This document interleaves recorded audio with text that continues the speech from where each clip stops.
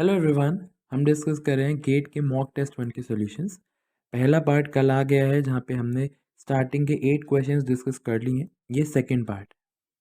Mock test 1 अभी तक नहीं दिया है तो डिस्क्रिप्शन बॉक्स और पिन कमेंट में लिंक है, जाके अभी दे दीजिए। Okay, moving to the questions. Question number 9। यहाँ पे आपको एक पार्शियल डिफरेंशियल इक्वेशन गिवन है x u y minus y u x equal to u. तो आपको पूछा गया है कि जो कैरेक्टरिस्टिक कर्व्स हैं इस इक्वेशन के एक्स वाई प्लेन में वो किस शेप के दिखेंगे। ठीक है, तो बहुत इजी सा क्वेश्चन है। तो सबसे पहले हमने कैरेक्टरिस्टिक इक्वेशन बना ली। वो हो गया d y over x equal to d x over minus y equal to d u y u. Basically जो भी डेरिवेटिव है उसका जो कोएफिशिएंट है डिवाइड में वो लिखते थे। अब क्योंकि एक्स वाई प्लेन में हमें कैरेक्टरिस्टिक फाइंड करनी है तो उस इक्वेशन को हमने साथ में ले लिया। तो d y by x equal to d x by minus y. ये हो गया x d x plus y d y zero. Integration किया, मिल गया x square plus y square equal to c. X square by two plus y square by two मिलता है equal to सी। वहाँ पे हमने कांस्टेंट को टू को हटा के इस तरह लिख दी।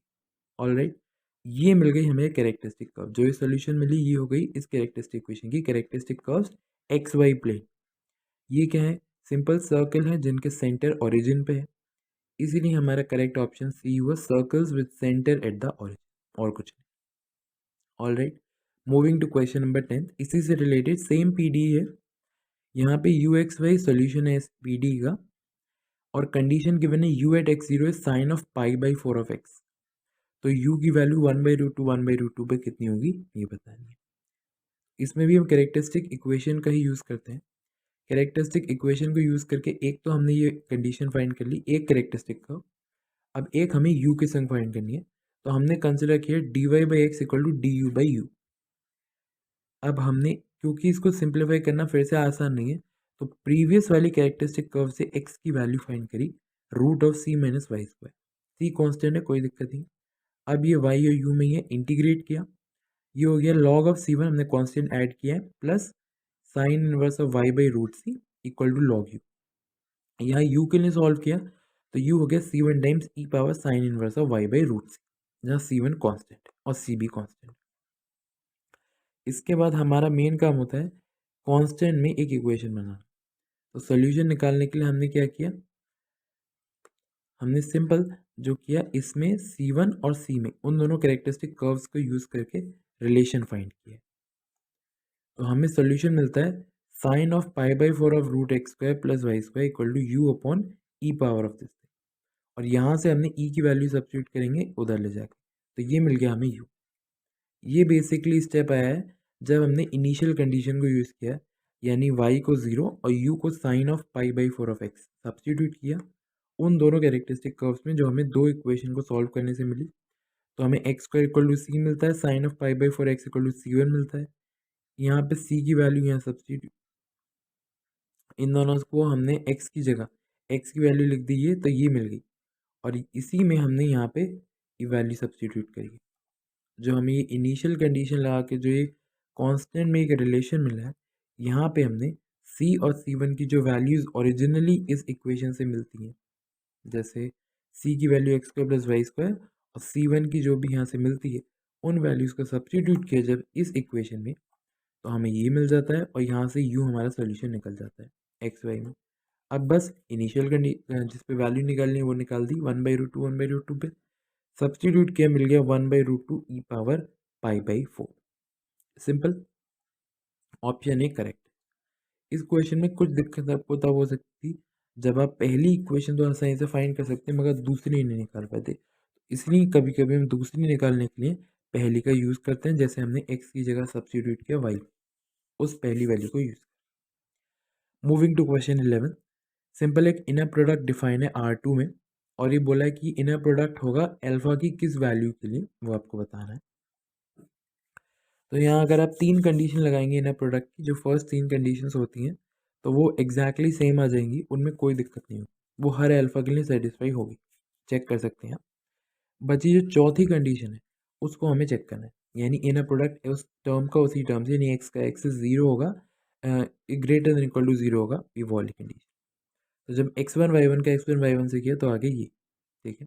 अब हम जानते हैं इनर प्रोडक्ट के लिए greater than equal to zero होना चाहिए for all x belongs to R2।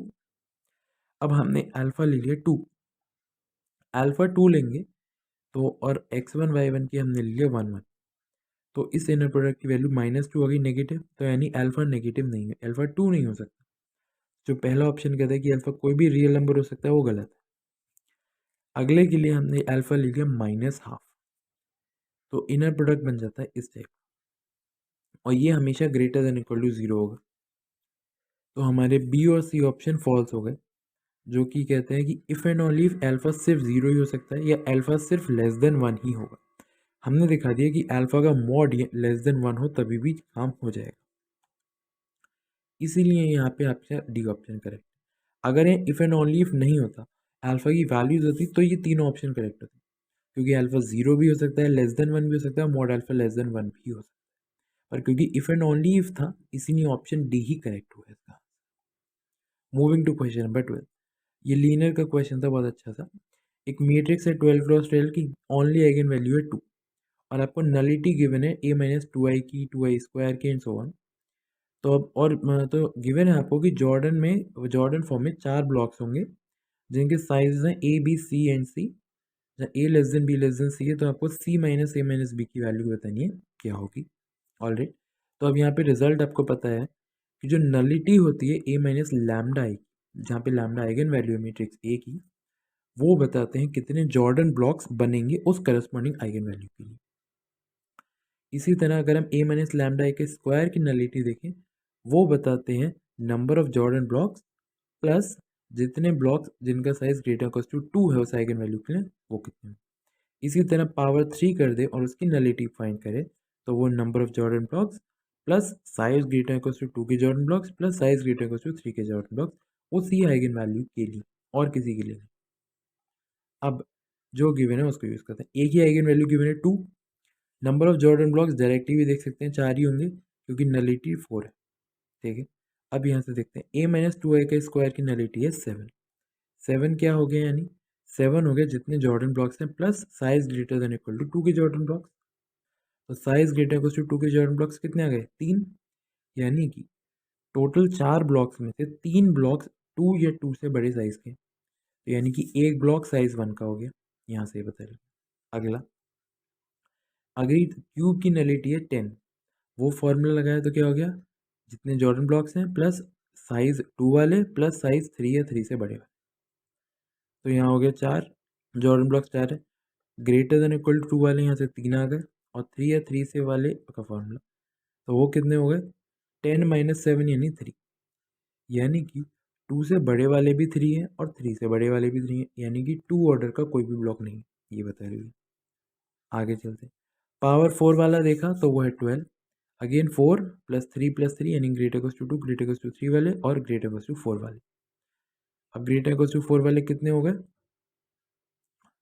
Minus क्या हो गए 2, यानी कि 3 या 3 से बड़े वाले तो थे 3, और 4 या 4 से बड़े वाले हो गए 2, यानी कि एक ब्लॉक हो गया 3 का, और बचे हुए 2 सिर्फ 4 के होंगे। क्यों होंगे सिर्फ 4 के, 4 से बड़े के इसलिए नहीं होंगे क्योंकि पहली बात तो जो टोटल नंबर ऑफ ब्लॉक, जो साइजेस होते हैं ब्लॉक के, वो अलजेब्राइक मल्टीप्लिसिटी के बराबर।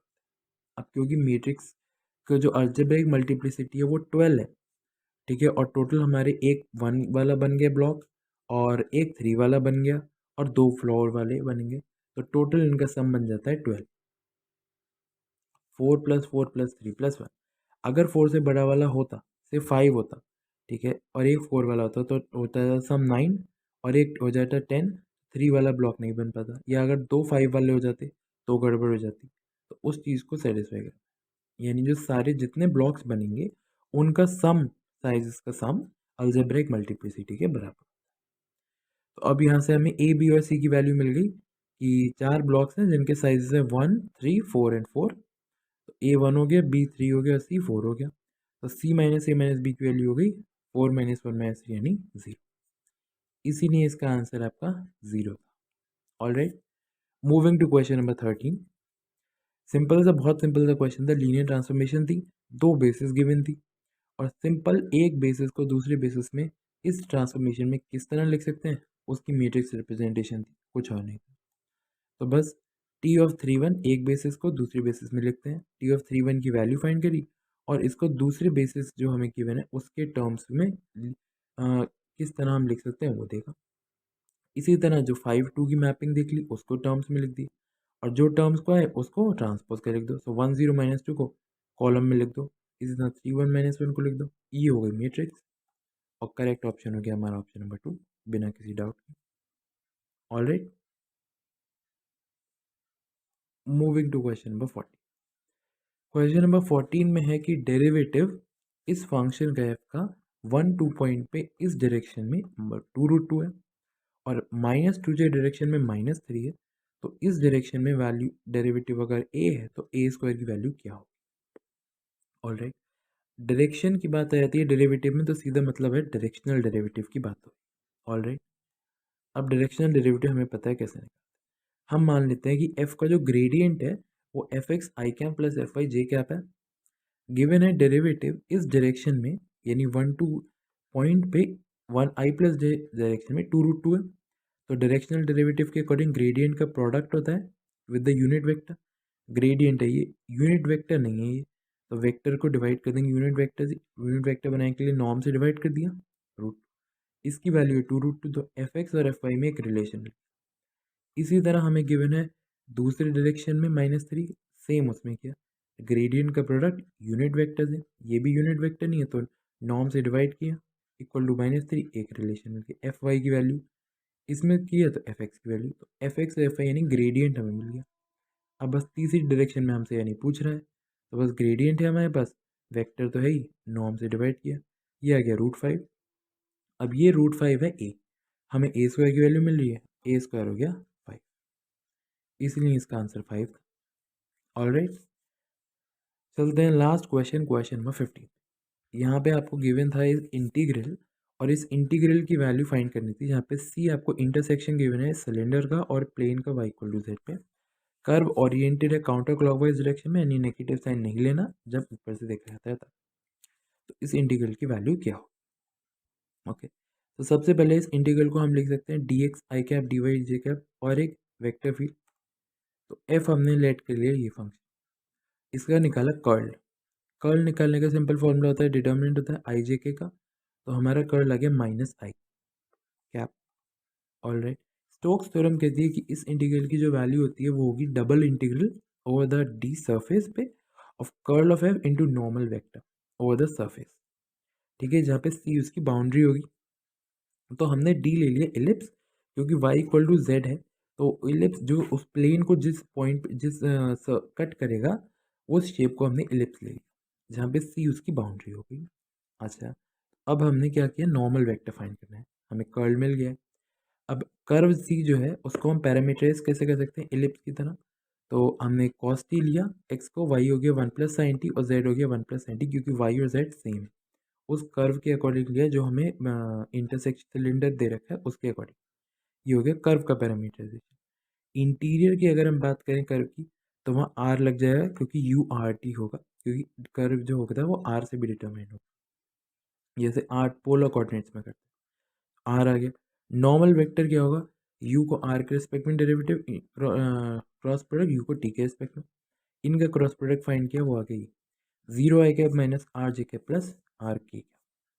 अब सिंपल स्टोक्स थ्योरम के अकॉर्डिंग दोनों का प्रोडक्ट, यानी curl F into normal vector D S के रिस्पेक्ट में, इनका प्रोडक्ट जैसे ही आप करेंगे वो मिल जाएगा आपको 0, तो आपको इंटीग्रेशन सॉल्व करने की ज़रूरत ही नहीं है, सीधा का सीधा आपका आंसर 0 हो जाता है, कुछ और नहीं।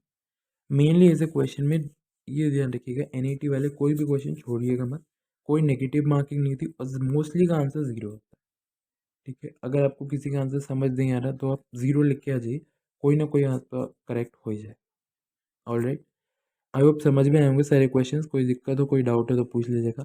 अच्छा, कल सेकंड मॉक टेस्ट होने वाला है 2 बजे, भूलिएगा मत, टाइम पे आ जाइएगा देने। 1 घंटे का होगा, आप कभी भी दे सकते हैं, अगर आपको दोपहर में टाइम नहीं है तो शाम को दे दीजिए। Till then like this video, share it with your friends and channel को सब्सक्राइब कीजिए। Thank you.